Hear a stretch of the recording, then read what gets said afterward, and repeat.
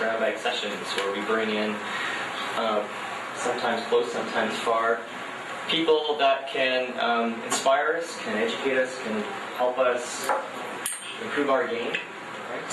And as well, a chance to meet other people in the community, other entrepreneurs, other creatives, people who are doing awesome stuff, and people you might want to get to know and collaborate with in the future.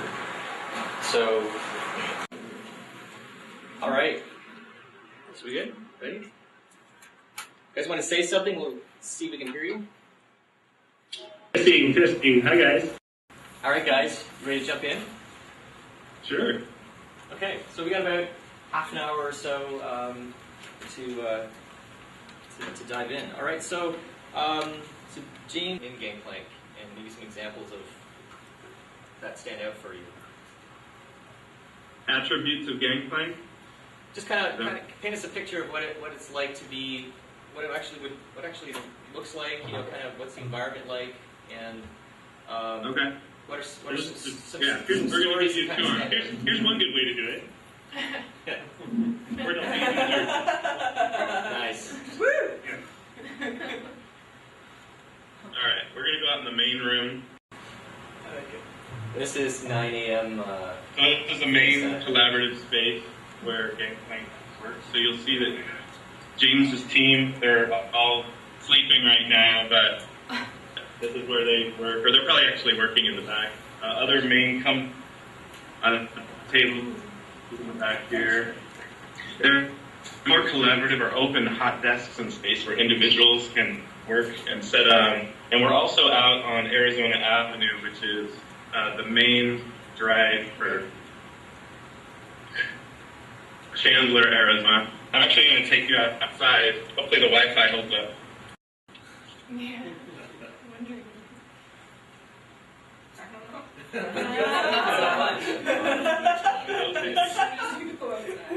We're telling from an iPhone on this side, so we're really pushing the envelope here. Oh.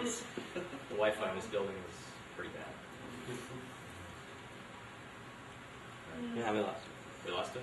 it. Yeah. Go back in time. That's funny.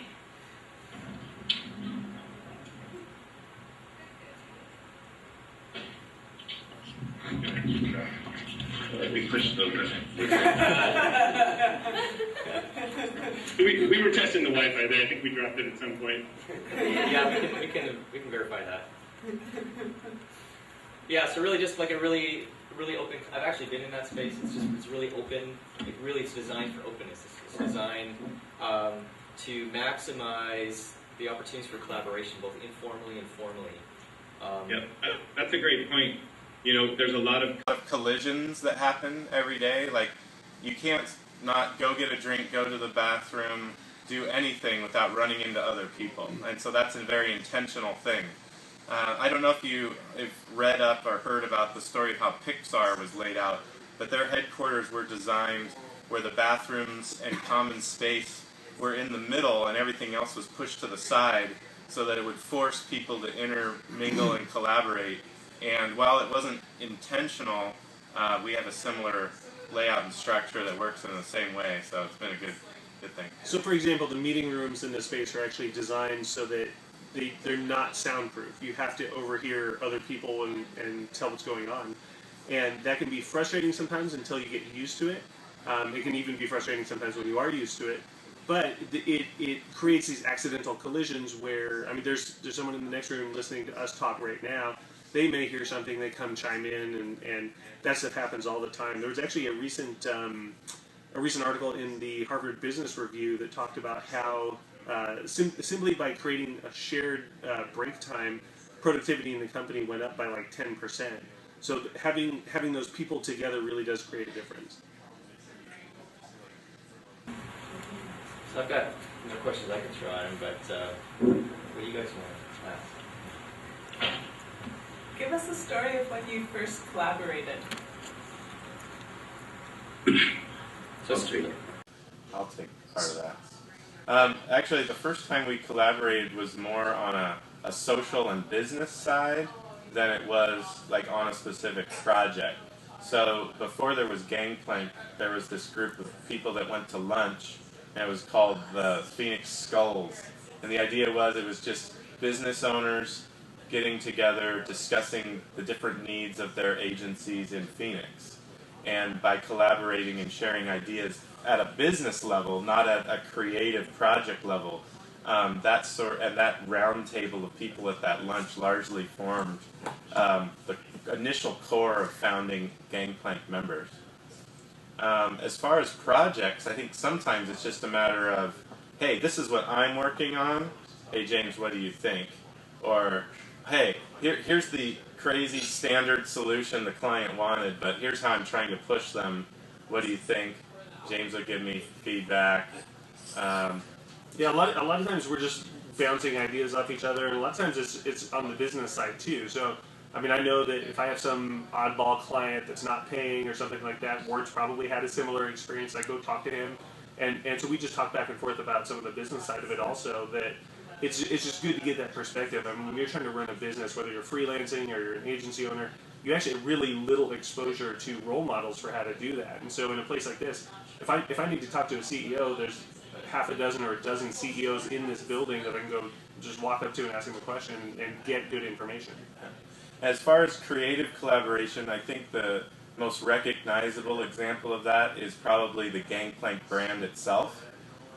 James and his team named Gangplank, and they came up with the original type, and then I and my team looked at it and said, hey, here's some tweaks, here's some capital letters, here's some secondary marks, here's some brand statements and ideas around Gangplank and this idea of be dangerous. And so Gangplank itself is really, its brand is really a great combination of forces between our two firms and between James and I. Which couldn't happen if we were getting into a turf war, because Ward's a competitor. We got to keep this project and not let him mess with it, and it's gonna. No, we do. I mean, we get rid of the concept of turf, and everyone just does their thing, does what they're good at, and contributes how they can.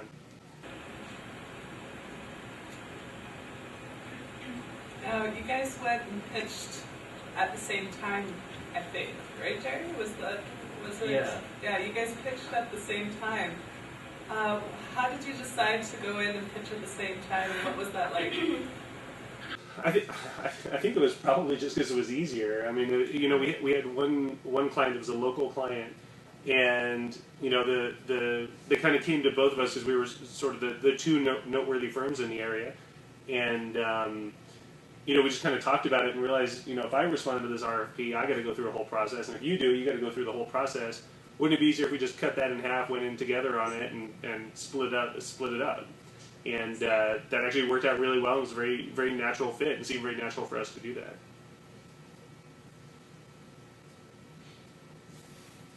I think one of the interesting things about design is that it tends to get really, really fragmented. Everyone wants to go off and do their own thing, and everyone wants to, they get frustrated working for their boss, and so they go split off and create their own practice, their own agency. And what that creates is an economy in the design industry that's very overhead heavy. Every freelancer has their own set of QuickBooks, their own account, all these their own contracts, everything that they have to do. And if all these designers could collaborate more, what it does is actually significantly reduces the overall overhead in the economy of designers, and can make the industry as a whole a lot more efficient. That's really interesting. So, are you saying like sharing the idea of a freelancer might need an administrative assistant, so if a design firm already has that administration assistant, kind of help them collaborate so that way they don't have to pay so much overhead due to that? Or is there other examples? Well, what I might be saying is if designers coalesce into organizations or teams or companies, then there's this power of many that can support each other versus the power of one, which is the classic freelancer dilemma. There are certain projects, and often many of the big, great projects you want to have as a designer, that require a team to execute.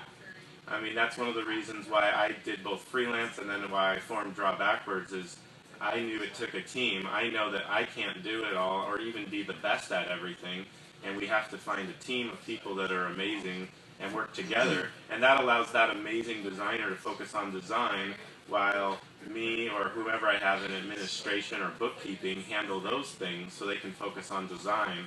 So we believe in that more people doing things together is a lot more powerful than a lot of individuals moving in their separate ways. You know, it's like a school of fish moving together are more powerful. You know, a colony of ants can do things they can't do if they're all individual. I don't know if you saw before we started when James kept leaning his head over there was this one ant on the table and he was blowing it around the table. So, but if there was a whole colony of ants attacking James, he wouldn't have had time to blow that one ant. Yeah, just be out of here. Anyway. Yeah, no, I think that's totally true, and it's one of those things where it's very tempting to be a solo designer. I mean, you as a designer, your brain is wired to find solutions, and if you are working somewhere where you don't like the solutions they're coming up with, your first instinct is, I got to get out of here, I got to go on my own so I can do things the way I want to do them and do it the way I know it should be done. And that's not necessarily a bad instinct, but at some point you cross this line where you're sacrificing almost too much. Yes, it is a struggle to work with other people. You have to make compromises, you have to figure out how to collaborate, you have communication breakdowns, you have all these issues that come when you try and work together with people. But the great things that come with that outweigh the perk of just being able to do whatever you want. Doing whatever you want is not always a great thing, and a lot of times can take you to a place that's not that healthy for your career, your business, etc. Sometimes having that constraint of having to answer to someone else, having to compromise, having to work through solutions helps you actually get to the better solution, build a stronger business, and build a better community for your industry overall. So that all sounds good, guys. The of just being able to do it is not always of having to answer to someone else, having to compromise, having to work through solutions helps you actually get to the better solution, build a stronger business, and build a better community for your industry overall.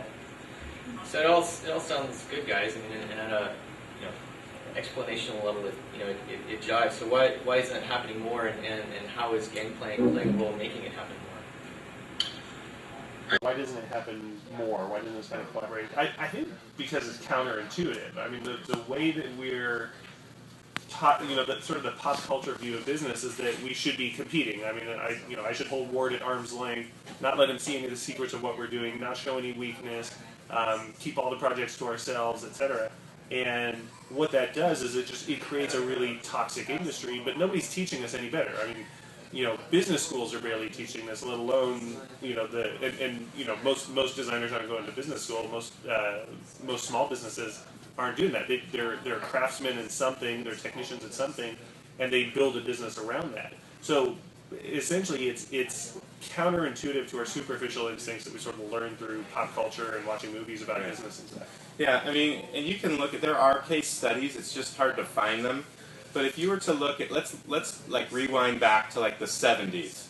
Okay, so in the 70s, you had companies in sort of this Boston, Massachusetts corridor. You had like the Wangs, you had Digital, you had these companies that were all about protecting their IP and not playing nice together at all costs. And if somebody left one of those firms and tried to go to the other, there were incredible amounts of red tape, non-competes, and all that stuff. So take that environment and then look at Silicon Valley and look at how easy it is based on California laws to jump from team to team, to do more horizontal collaboration, to have places where engineers are meeting together in coffee shops, discussing things, collaborating with each other, and you can see which thing grew. Even though the sort of that Boston old school engineering computer mindset was where it was at, it was really like the home brew club and the garages and the engineers that came out of Silicon Valley that were collaborating that really blew up the tech industry. And so you take that model and you apply it to Gangplank, right? And you bring it down to a local level and you say, are you going to be the individuals that are walling everything off and working in an ivory tower in isolation? Or are you going to work together collaboratively in a space where you can bounce ideas off each other and you're all going to rise? Like a tide that rises all boats. That's more of the Gangplank mentality versus one where we're all in these cool, slick suites and offices not talking to each other somewhere else.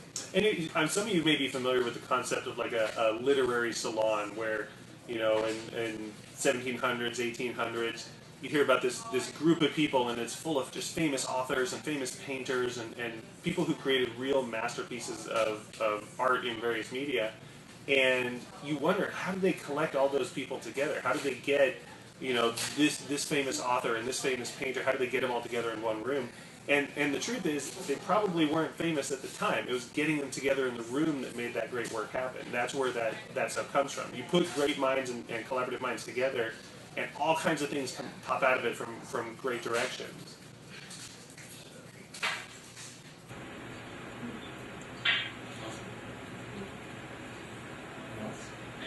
Now, how is confidentiality handled in the Gangplank environment? For us, we have a number of confidential projects that we're working on right now. Our designers, most of our designers, have their monitors facing the back wall, so we can work on things without necessarily the general room seeing it.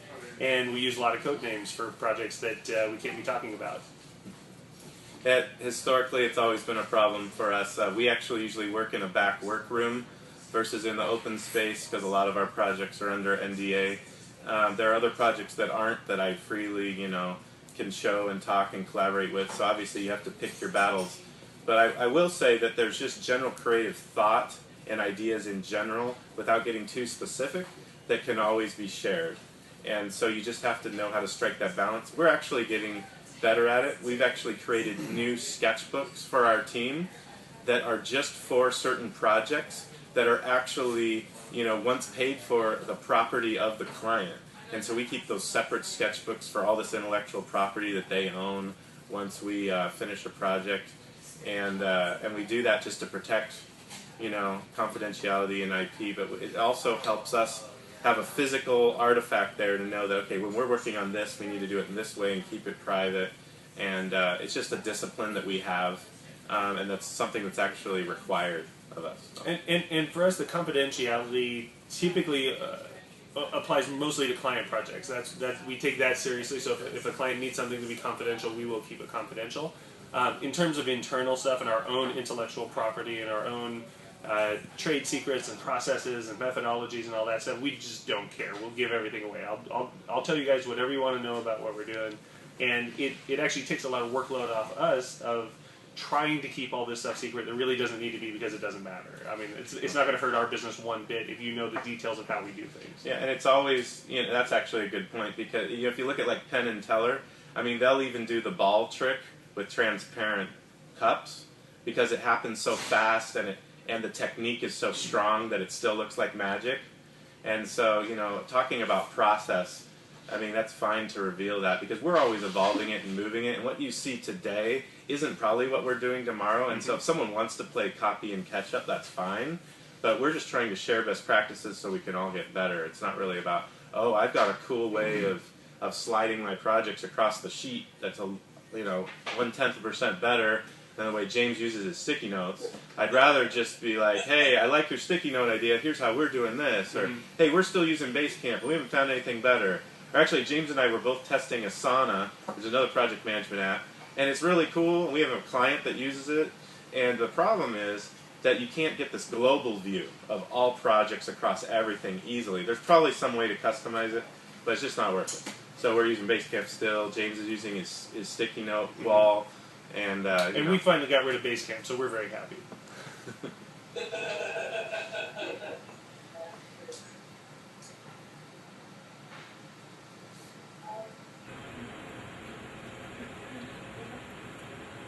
Any burning questions you want to hear before we go?